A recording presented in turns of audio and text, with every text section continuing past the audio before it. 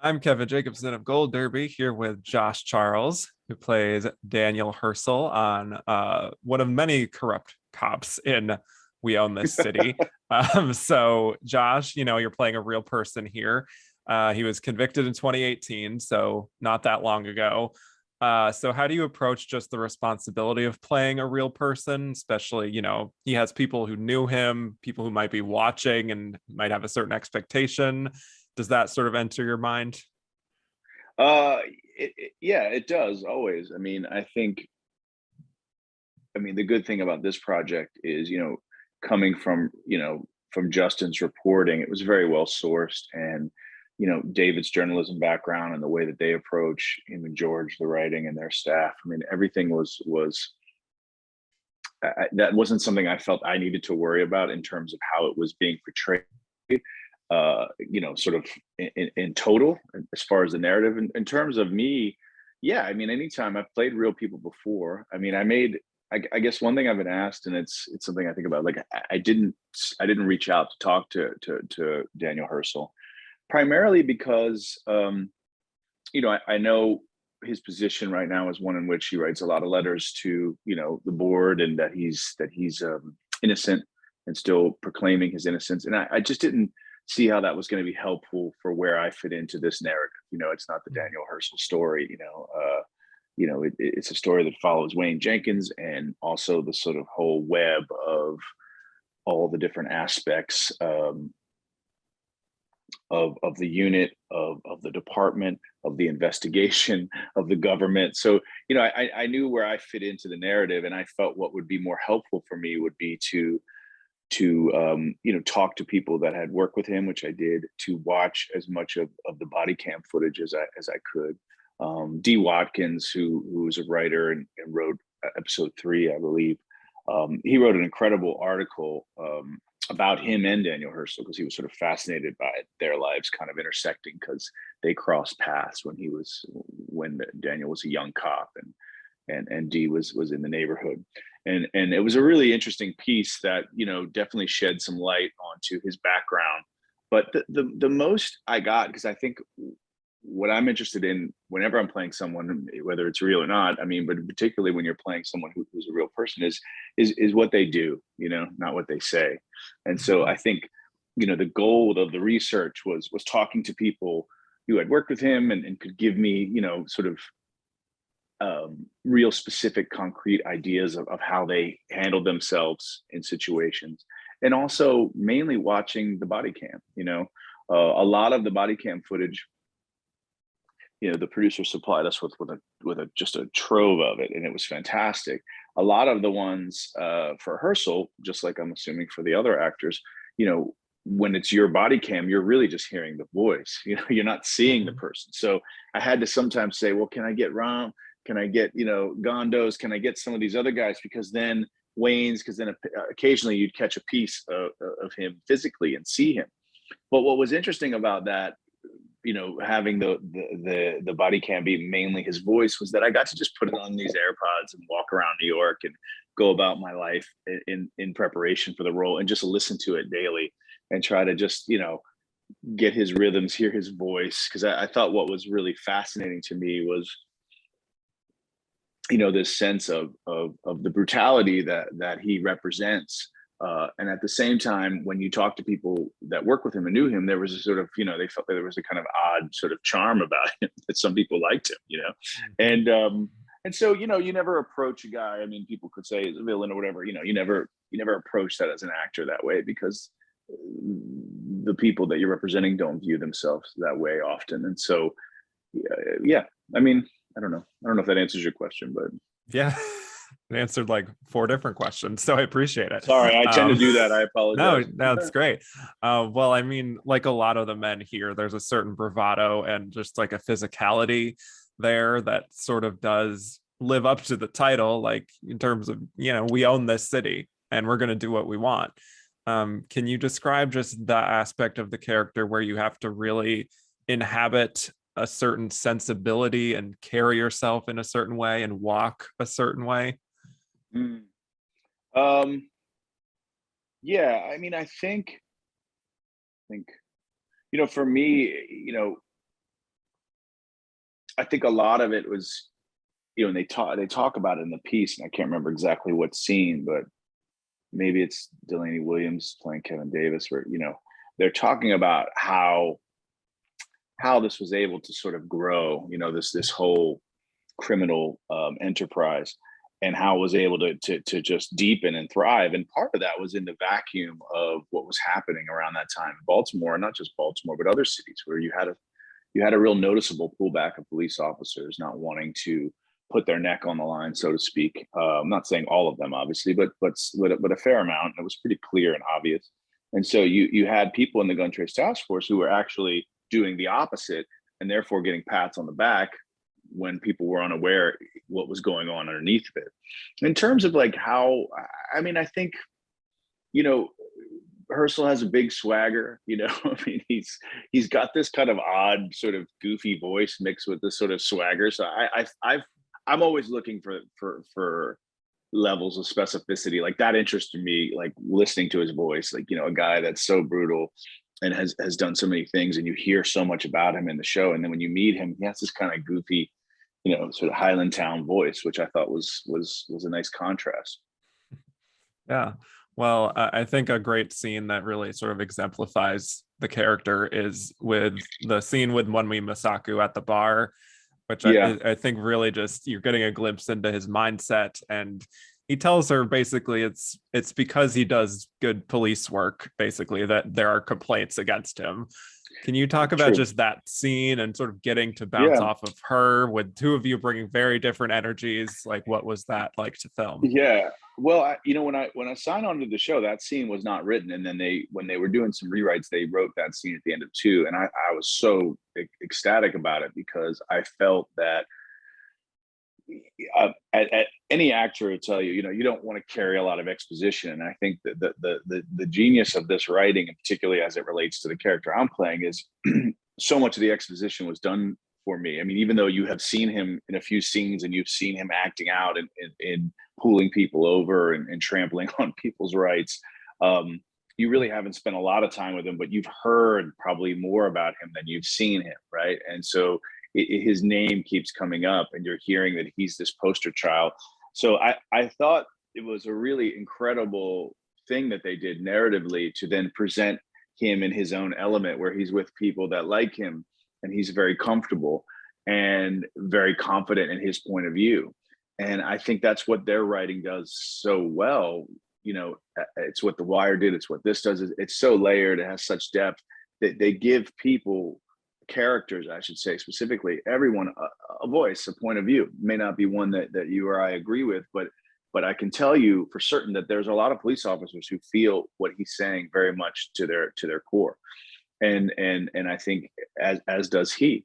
And I'm always making notes when you get a new scene and working on it with my coach or whatever, and just kind of putting little things down that stay in your brain that you can kind of forget about when you're doing the scene. But there was a story that my cousin told me. There was a famous, like, sort of sports radio personality in Baltimore for years, and he apparently had this great line that would say, what my definition of an expert is. He'd say, what my definition of an expert is? Somebody from out of town.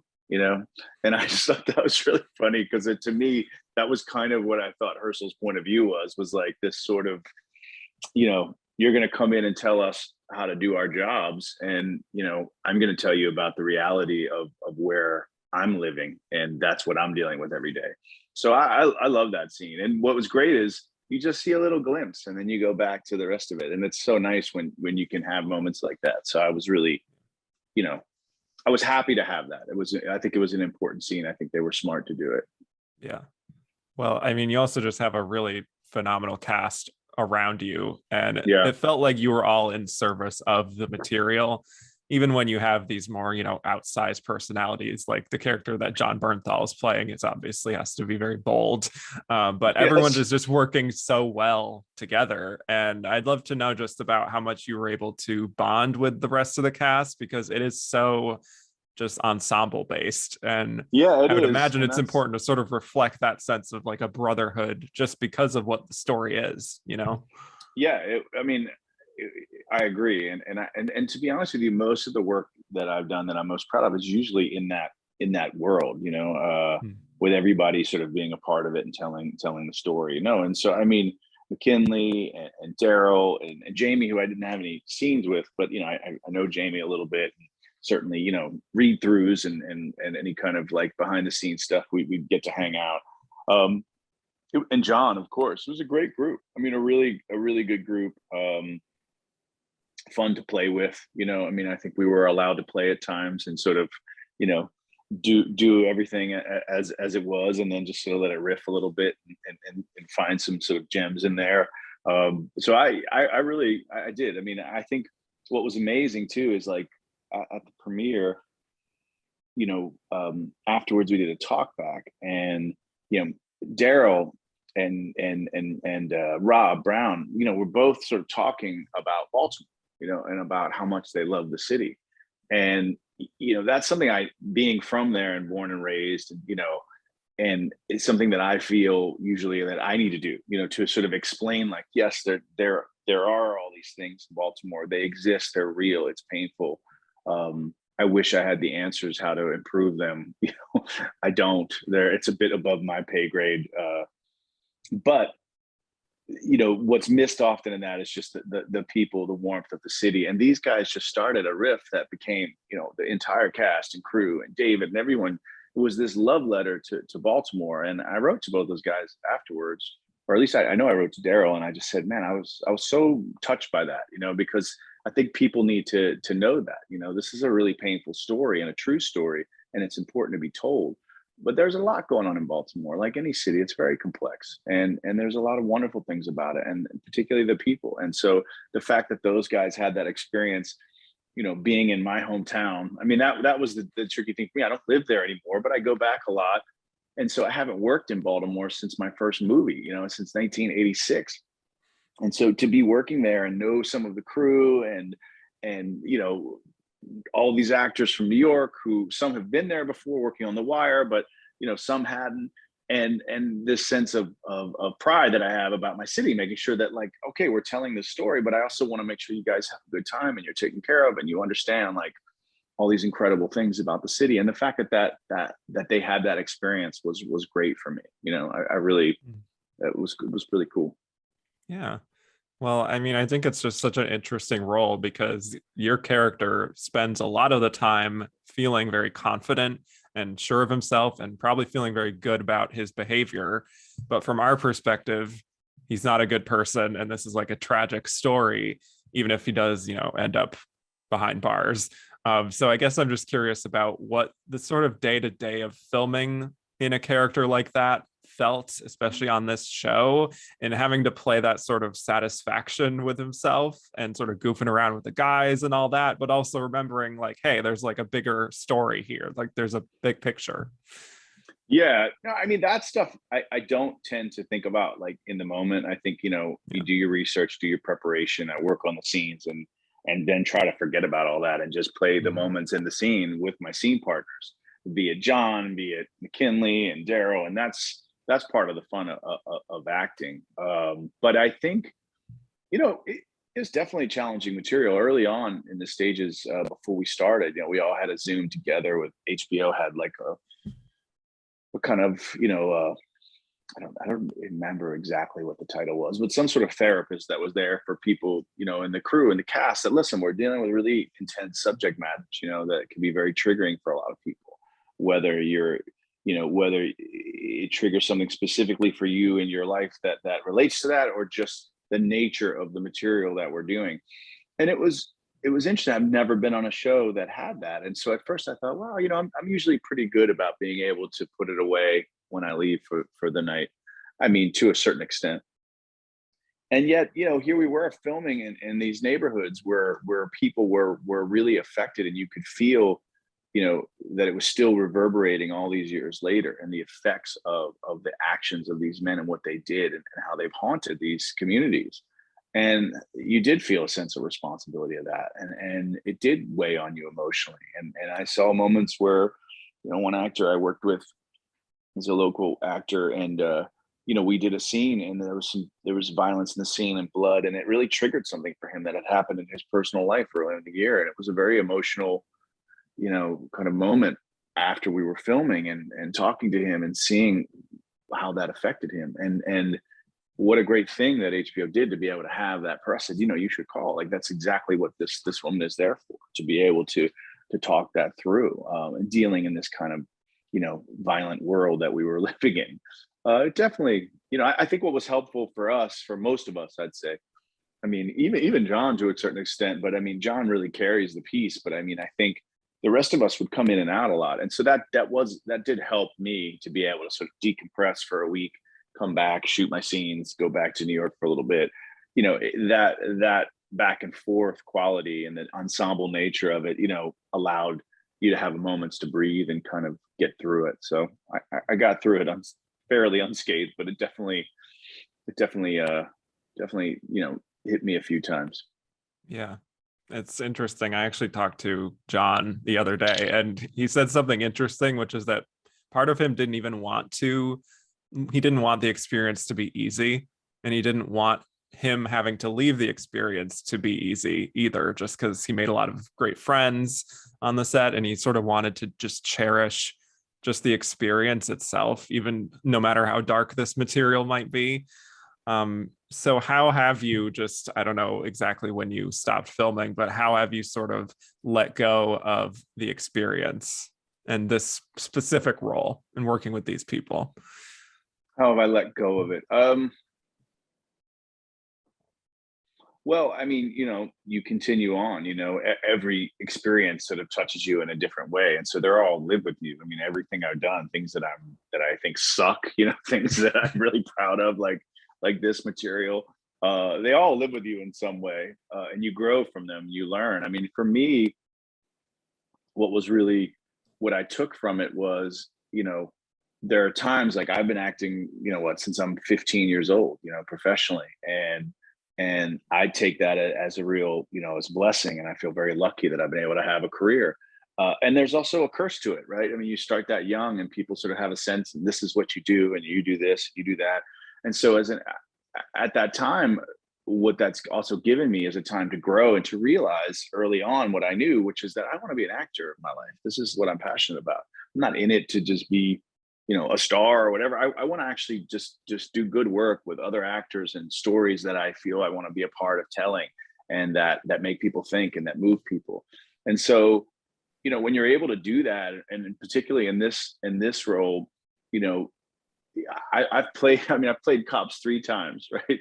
2 movies, and this is I think the 3rd time I played a cop, and all 3 times they've been sort of technically quote unquote bad cops, right?